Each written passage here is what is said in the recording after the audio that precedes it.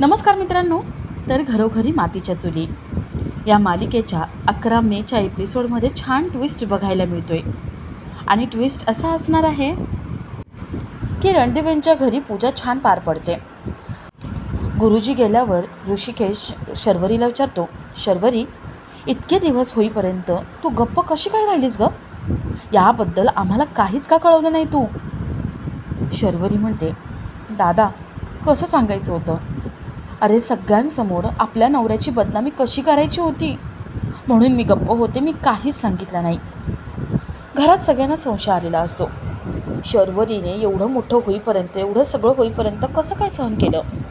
शर्वरी तर हे सगळं सहन करणाऱ्यातले नाही आहे. सगळे शर्वरीचा विचार करायला लागतात. तर थोड्या वेळाने ऐश्वर्या सारंग रूममध्ये येतात. ऐश्वर्या म्हणते, सारंग, जानकीने तर मला सांगितलं होतं की विक्रांत भाऊजी तसे नाही आहेत. मग अचानक शर्वरी इथे येते काय आणि हे सगळं सांगते काय? हे असं कसं होऊ शकतं? सारंग म्हणतो, ऐश्वर्या, तुम्हाला काय म्हणायचं आहे? माझी शरूताई खोटं बोलते का? सारंग सगळा राग ऐश्वर्यावरतीच काढत असतो. ऐश्वर्या त्याला काहीच बोलत नाही आणि शर्वरीवर वॉश ठेवायचं ठरवते. तर थोड्या वेळाने ऐश्वर्या बाहेर येते आणि तिला दरवाजा उघडा दिसतो. ऐश्वर्या मागचा दरवाजा उघडा कसा काय हे बघायला जाते. शरू फोनवर बोलत असते.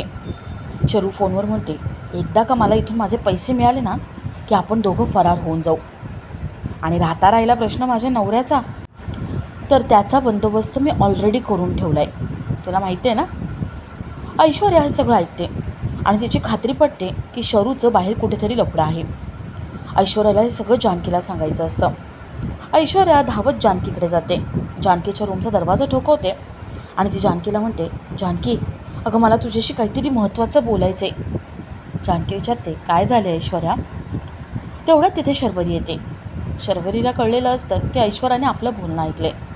शर्वरी म्हणते, ऐश्वर्या, ये बाजूला, मला बोलायचं आहे. ऐश्वर्या घाबरते. आता शर्वरीचं लफडं ऐश्वर्यासमोर आले, पण ऐश्वर्या शर्वरची पोलखोल कशी करते ते बघण्यासारखं असेल.